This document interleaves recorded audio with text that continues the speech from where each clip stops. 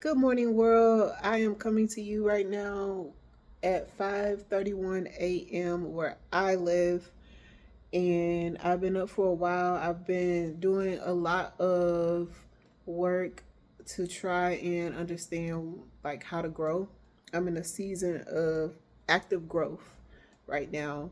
There are a lot of goals that I want to attain both for my personal development and my relationships with my family, with my friends, with where I'm going. So, moving from just the intellectual side, because I do a lot of studying, I do a lot of reading, I do a lot of research, moving just from like that intake of information to sharing it and putting out my understanding more into the universe.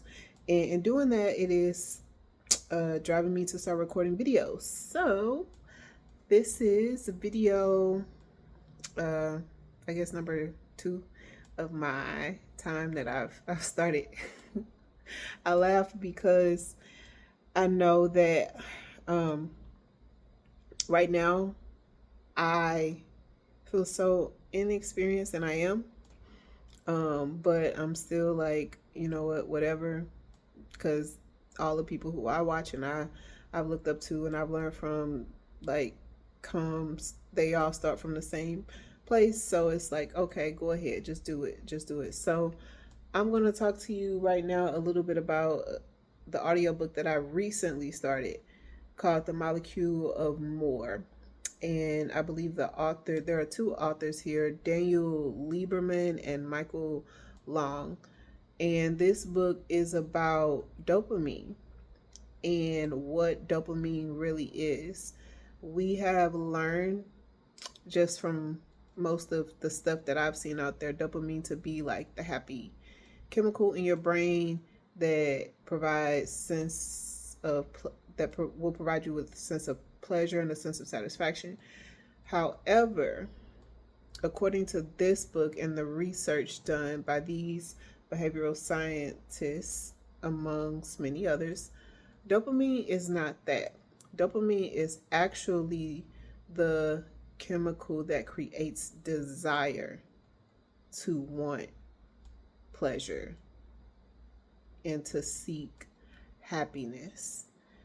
And it sounds small, but that's a pretty big distinction, because if dopamine was actually the chemical that made us happy, right? Like once you get whatever it is that you're looking at, you got that, and now you get this release of dopamine and you're happy.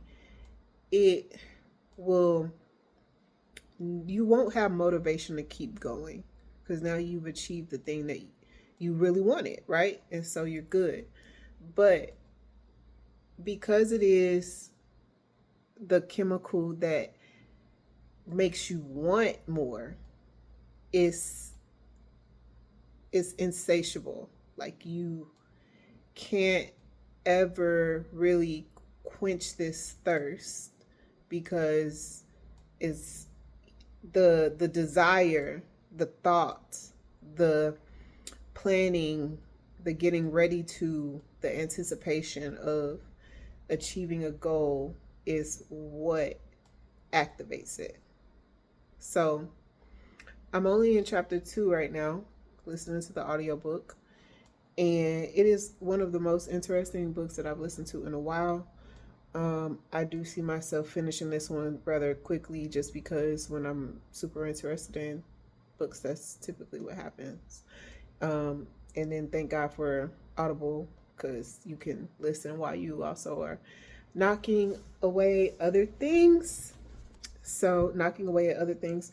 So, yeah, that is what I've come to learn so far. They've given quite a few examples.